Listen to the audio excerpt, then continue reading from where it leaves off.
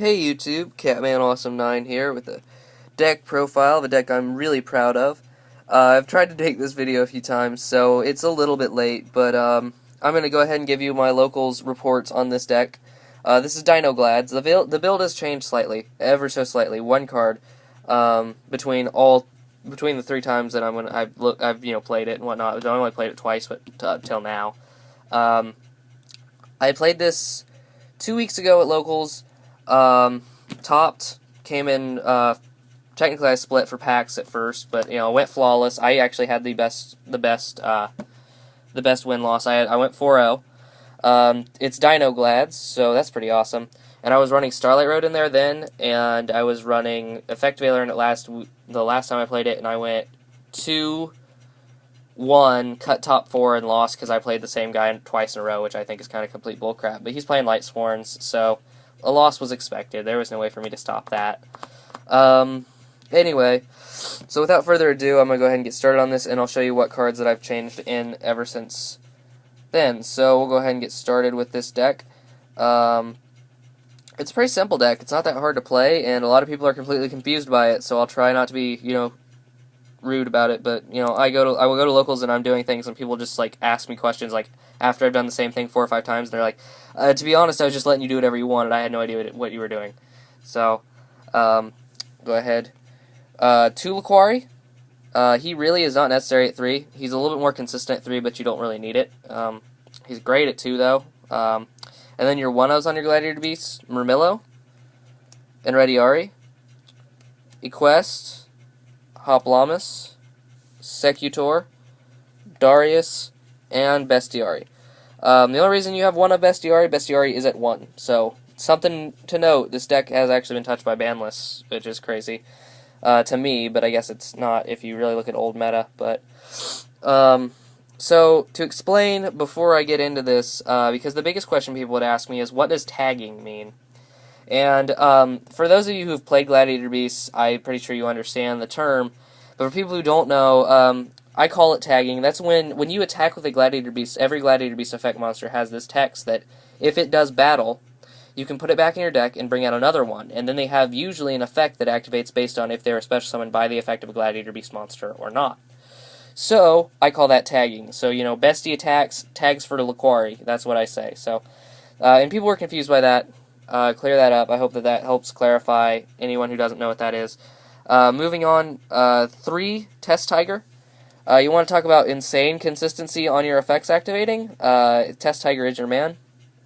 With Test Tiger at 3, basically, when you control Gladiator Beast, you can special summon him. You can tribute him to target a Gladiator Beast monster you control, and then you can tag that Gladiator Beast back to your deck for another one. Or for the same one, for any Gladiator Beast. So that means you can put back your Bestiari for your Bestiari to get extra back row pops if you need it. And on top of that, it's, because it gets his effect as if it was summoned by a Gladiator Beast. So, Test Tiger makes this deck so consistent. He can be dead every once in a while, but most of the time you have a Gladiator Beast in hand, so he's never really super dead, so. Test Tiger, in my opinion, is a must-have at 3. I used to think you didn't need him, but you have to run him. Then we have our Rabbit and Rabbit targets. So for our Rabbit targets, we have 3 Gladiator Beasts and all. Originally, I was only running 3 targets because you can tag them back for fusions. But then I found that I had extra room, so I was like, we'll run 3 Kabuzels because I can make a Beast Dweller 2300 with him, or Logia. And 2 Rescue Rabbits, because Rabbit is amazing, and it's at 2, or I would be at 3 in this deck. JK. He's consistent at 2. You don't really need 3. Moving on to the spells, and I'm probably going to get chewed out for what I'm running on spells. So you have the Holy Trinity, your staples, Heavy, Dark Hole Reborn, as every deck has to play, because they're so broken that you have to play a full board wipe and a special summon. And 2 Duality. Those are the spells. I don't run Space Typhoon. I'll explain everything at the end of this. Don't need Space Typhoon. Trust me, you don't need it. And at my locals, there's not enough back row that's not chainable, so I'm never afraid of getting bottomless. I don't care anymore. If I get bottomless, I always have a way around it, so it's all good. Then for the traps, which this deck is very trap heavy, we'll move on to the one-ofs. The Solemn Duo, obviously it's pretty staple, and 1 breakthrough skill. I only have one. I was thinking about running two if I get a second one. I don't know what I'd cut for it, but Breakthrough Skill is an amazing card. It's another effect negation for me, which my traps can handle, which is awesome. This was originally a Starlight Road. Starlight Road helped once or twice. You know, sometimes you get heavy stormed with this huge back row, and Stardust come out and he'll beat people down for you. But more often than not, I found that people, if they have heavy, they have heavy, and if you stop heavy once, awesome. But then there's nothing to stop them from having 3 Space Typhoons on your back row. There's nothing to stop them from destroying it in other ways. So I feel that it's not super necessary, although it is nice. And this was a Veiler at one point, because I didn't have Breakthrough Skill. Now that I have Breakthrough Skill, it'll be Breakthrough Skill probably forever. Then on to the 2 ofs. We have 2 Compulses. Pretty insane in this format. 2 Bottomless, again, an insane staple. 2 Torrential. I just run Torrential and everything. I know that this deck has a lot of monster that will be sitting on the board. A lot of monsters. Not monster, but a lot of monsters that will be sitting on the board. So Torrential is risky, but a lot of times you can top into Torrential and have nothing to play and just set Torrential and watch your opponent extend into it, and it's hilarious. Then the 3 ofs, of course, you have the staple Triple Wabaku. Keeps your monsters from being destroyed by battle, you take no battle damage, lets you ram if you have to tag, and forces your opponent if they extend against it, because a lot of people will forget that you chain it. It's pretty funny. And then 3, Gladiator Beast War Chariot. This card, when you control Gladiator Beast, lets you negate an effect anywhere and destroy it. So yeah, pretty broke sauce. I can negate Veiler, so if you're going to Veiler my GB into main phase 1, entering battle phase, I can go ahead and negate your Veiler and then still attack and tag, so there's no way to stop me. And between that and Breakthrough Skill, I have so much effect negation in this deck that it's insane. Moving on to the extra deck. Give me 1 second while I make sure this is what I want to start with here. Start with what I consider to be staples. And then I'll move on to the random tech choices and other stuff. So staple exceeds, in my opinion, Abyss Dweller, Pappy, Utopia, Steel Swarm Roach, Shockmaster, Cowboy, and Maestroke. All these are very accessible and very easy to make, and all of them can quite easily stop your opponent from playing depending on their playstyle. So that's why I run 1 of each. And then I run 1 Sky Pegasus and 1 Emerald because I have extra room. Emerald can cycle back my rabbit targets if I really need them, and Sky Pegasus can easily make my opponent choose to either pay life points or lose monsters, which can kind of slow you down or get you closer to a win. Then we have our 2 dinos, our 2 dragons, I should say, Evil's Ardolka and Evil's Arlogia. Always go into Logia, almost never make Dolka. There's enough effect negation in this deck, but Logia, every time I make him, he saves me from Dark Hole. That's basically all he does is bait Dark Hole, which is, his power play anyway. And then on to the fusions, we have 2 Geyseris, 1 Heraclinos, and 1 Esadari. Geyseris, when he is summoned, you have to use Bestiari and another Gladiator Beast, tag them back into your deck, extra or main, doesn't really matter.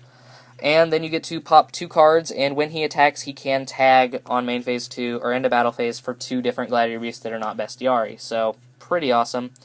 Esadari can be made with any 2 Gladiator Beasts, so he's just kind of like your generic 2500 if you need to go into him. If your opponent has something, that's really hard to get over, or has like a 2400 like Omega. Constellar Omega is obviously a viable 2400. And you have Rabbit in hand, you can go into a Esadari and beat over it and then still have Rabbit targets in deck. And 1 Heraclinos. Absolute beast. I hate it when people say, well, I just run him because he's a Gladiator Beast. He's very easy to make. He's Liquari plus 2 Gladiator Beasts. 3000 beat stick, 2800 defense, and I can discard a card to negate a spell trap, so he cannot multiple chain himself, I'm pretty sure, and on top of that, so he's a little bit slow, because he can't chain himself multiple times, but he can negate power plays, and he can chain himself to pretty much anything that's not a counter trap, so that's pretty insane. And to be honest, if you have him, War Chariot, and 1 card in hand, and your opponent's top decking, you have game, because you're going to be able to negate an effect, you're going to be able to negate a spell trap, and you have a 3k beater, so good luck getting over me.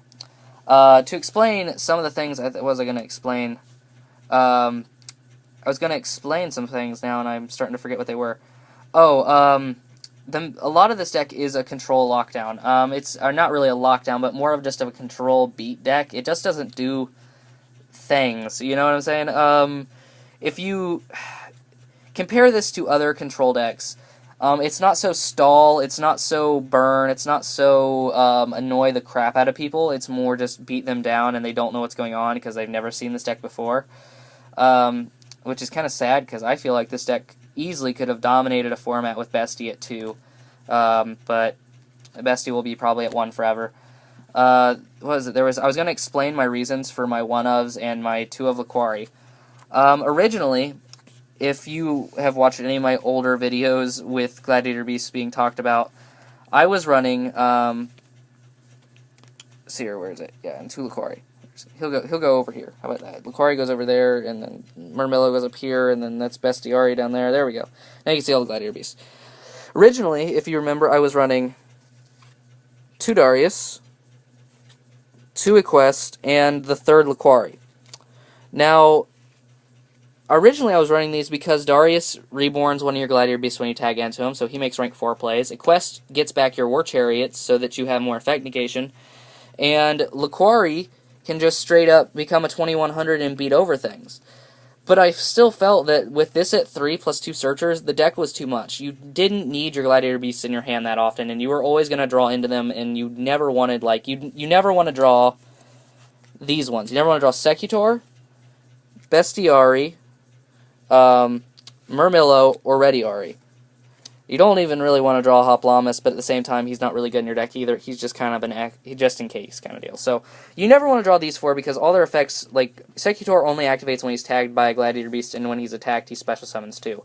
Bestie pops a back row, Murmillo pops a face-up monster, and Rediari will banish a card out of your opponent's graveyard.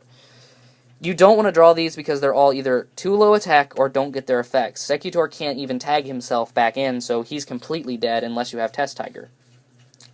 So you never want to draw these 4, and I felt that, like, oh, with 2 of each of these 3, plus these all at 1, and 2 Searchers, I was searching all the time and adding all my Gladiator Beasts to my hand, which gave me no targets to tag for. And so I completely dropped the search card because I was like, well, it's not really necessary. And to be honest, those 2 spots, which ended up, I think, being probably 2 Compulses, either 2 Compulses or the 2 Torrentials, saved me a lot of trouble. They got me a lot of easy games, and I beat, the first week when I topped, I beat Mermails 2-1, I beat Battle and Boxer OTK 2-1, I beat Constellars 2-0, and Budget Dark Worlds 2-0, and then this week I beat Chaos Dragons 2-0, I beat Mermails 2-0, and then I lost to Lightsworns 2-1, and then lost, 0-2, and then I lost to Lightsworns again 0-2. So, again, the deck has its fallbacks. It doesn't work very well against some decks, but I do have to say, if you're really looking for something super fun and, I mean, pretty much budget, there's not a lot of expensive stuff. Your staples will be expensive. Rediari is probably the most expensive single, and he's like $7 almost, so that's just because he's a secret rare and was only printed that one time as a secret, which is really stupid, but, so there's that. I hope you guys enjoyed.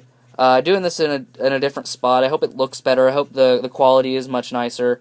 Again, I apologize for no intro. I don't know what's up with Dropsend, so if you guys know any sort of website where I can put my videos and then pick them back up on my computer from my phone, because my phone is an Apple, it's an iPhone, so I can't really plug it into the computer and take my stuff straight off of it, and so it makes things more difficult. But anyway, hope you guys enjoyed. That was my Dino Rabbit, or my Dino Rabbit Glads, I don't know what you want to call it. But it's semi-consistent. It has good shutdown between Logia, Heraclinos, and all that good stuff, and Shockmaster, and all these fun things that are really easy to make. Anyway, that's my deck profile. I might be coming at you guys with some more stuff later. I gotta see what I'm gonna build. I gotta see what I'm gonna play. There's a lot of decks I'm looking at. If you guys have any suggestions at all, go ahead and leave them in the comments section. Either below, they're either directly below where my finger is pointing, or if you're on mobile, I think you have to swipe over that way. But either way, hope you guys enjoyed. Catman Awesome 9 signing out.